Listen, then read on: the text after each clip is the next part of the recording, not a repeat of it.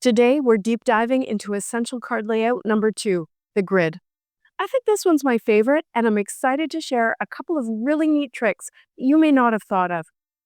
First, I'm going to do some prep for my later cards. I found this collage on Instagram, and I love the color combination, so I'm going to use that as my inspiration. I grabbed some inks that I think match best, and I swiped them onto some panels of white cardstock. I used a light hand because I want to preserve some texture, and I also want to get a good mix of colors. I started with juniper mist and all that jazz for the dark kind of greeny blue, and then a panel of just all that jazz. Next up, I used Tiara and Sana, and I used the edges of the ink pads to try and build as much texture as possible. These inks are going to smooth out as they dry, and I don't want just solid colors. It's a Girl was next, and then a mix of dragon fruit in It's a Girl. And finally, I did some solid dragon fruit and navy to give me some real darkness. We'll come back to these panels in a while. Tip number 1 for stamping a grid is to use a grid stencil to help you with placement. Smart, right? I centered this Pretty Pink Posh mini circle grid stencil on my panel, and then I started stamping this little flower from an older Catherine Pooler set called Scrolling Snowflakes. It looks more like a flower to me.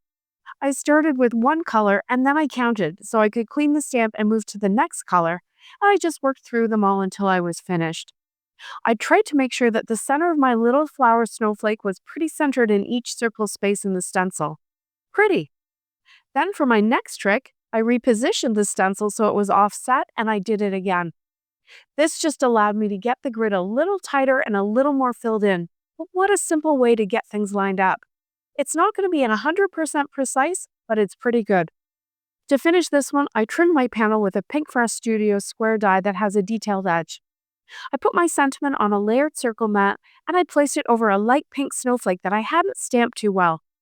I used some Copic markers to color in the very centers of each little flower to give them a little more weight. Now using a stencil is a pretty neat trick, isn't it? So I tried it again. This time I've got a smaller opening in my Simon Says stamp stencil, so I needed a much smaller stamp. This star is from another snowflake stamp set from Catherine Pooler called One of a Kind, and this time I did a whole row of each color instead of rotating through all of the colors.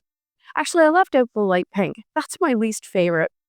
And that allowed me to leave one row blank before starting the color pattern over again. So the key to getting decent placement seems to be to try and match the size of the hole in the stencil to the size of the stamp you're using, because this looks pretty good. I stamped a happy birthday from Ink Blot Shop in navy in that gap in the grid, and I added a little dot of Stardust stickles on each little star. So now I've created 2 non-Christmas cards with snowflakes. Don't be afraid to look in your seasonal sets for shapes that can be used for other occasions. Okay, one more time for luck. This grid stencil from Pretty Pink Posh has the biggest opening, and this time I'm using a stamp from the Decorative Tiles set from Hero Art. And you can't say I don't learn my lessons. As I went to stamp the pink ink in that top corner, I thought, oh, I have to get this right the first time. But do I? Let's try this on the Misty. I grabbed my original Misty so the stencil could fit properly inside, and then I lined up the stamp in the first square. So now I get the benefit of being able to restamp as many times as I need, and I needed to. My dragon fruit definitely needs to be refilled. Since I have 12 spaces in the grid, I figured I would stamp 2 of each color to save on cleaning the stamp. I grabbed a piece of acetate so I could place the stamp in the square without cleaning it, and then I picked it up, removed the acetate, and stamped it down. I moved on to the Tiki torch, which I used instead of Sana this time, and I stamped it once. And then before placing the acetate down, I had to double check which side had the ink on it. I definitely did not want to inadvertently put pink ink from the acetate onto my panel. Once I figured it out, I grabbed a Sharpie and I wrote this side at the top. That way, as long as I can read those words, I know that the ink is on top of the acetate and it won't create some spontaneous ink smooshing. Once I had all 12 of my tiles stamped down, I removed the stencil. I tried not to fully remove it to keep it in place because I kind of thought the squares might be too far apart, and I already had the idea to maybe do some matching ink blending to fill the panel in a bit more. But I shifted it and I had trouble getting it back in the exact same place. More on that when we get to the finished card. I masked off each square and I used a really light hand to blend more ink around the edges for that tone-on-tone, more filled-in look. Again, I did both squares of one color each time, and lighter to darker. Like here, I did the light pink and then the dark pink to try and minimize the amount of tape that I used. But you do have to change the tape because the ink sits on it for quite a while and it can contaminate your next color if you're not careful. I added a strip sentiment between the two rows and some gems to the centers, but you can see here that my stenciled squares are really not totally centered around my stamp tiles. So that's something I would try to do better next time. Still, I think we're really showing that a grid can be very versatile, both in the number of items as well as the size and style. Okay, now let's go back to those colored panels I made earlier. I know some of you are going to be shaking your heads at me as I do this, but honestly, this is one of my favorite things to do. I grabbed the Altenew Simple Grid cover plate die and I cut it from each of those panels, including the one panel that had the solid navy and solid pink. And I cut it once from white cardstock to use as my frame. I added some tape runner all over a panel of printer paper, trying to make sure I got really good coverage. And then I just settled in to fill them all in. Yes, it takes time, but not as much as you might think. And I think the final look is worth it. The first thing I did was put them down in a color order. And then I thought actually I would really prefer a more random look. So I tried to do that. After a little while, I had the brainstorm that if I picked up the ones that were upside down, that I couldn't see the color, they would be more random. And I couldn't really introduce any of my own need for pattern into it. So I continued on. I tried using a pickup tool, but I found that the best way for me was to use my fingers and put down one edge of the square and then press down the rest. Every once in a while, I would find a little square hole where there was no tape runner behind it. So I just grabbed my Barely Art glue and put a little dot in the hole before adding the square. You could do the whole panel this way, but I felt like it was something extra to try and be careful not to get my fingers or my sleeve into the liquid glue. In the end, it really only took me about 20 minutes to finish this, and I still got lots of little squares left to make some more, and I love this look. I ran it through my die cutting machine without plates to just press everything together, and then I thought about how to trim it down to a square. It actually turned out to be pretty easy. There's 13 squares across, so I just counted 13 down. Actually, I counted 12 down because I want a white border from my card base around the panel, so I made a square that's 12 by 12. I trimmed on the far edge of the white border so that I have a complete white frame around the whole thing, but that meant there's no white border on the edge of the remainder piece. No problem. I just trimmed that remainder piece so that there's no white border on all four edges, and no one will ever notice because I'll put it on a white background. For my first card, I just added a circle die cut with an old Avery L. Happy Birthday sentiment.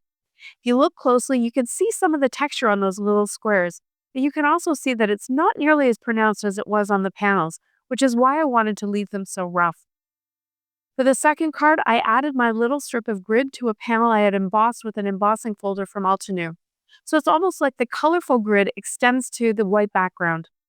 My little ink blot shop Happy Birthday sentiment fits perfectly along a row, covering 5 of the squares.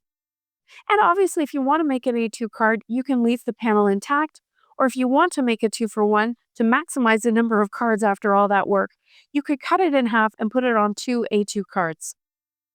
Now for the next card, I made another one of those layered ink smoosh panels. And if you're the person who left me this comment last time I did this, now's a good time for you to look away. I won't spend too much time on this because you can see the original video here. I smooshed, I spritzed, I dried again and again and again, building up the layers. One difference this time is that I used my new Dr. P.H. Martin's Bleed Proof White to add some little white splatters at the end, and I'm really happy with how opaque it is, so thank you to all of you who encouraged me to give that a try. Now back to my grid. It's time for some magic.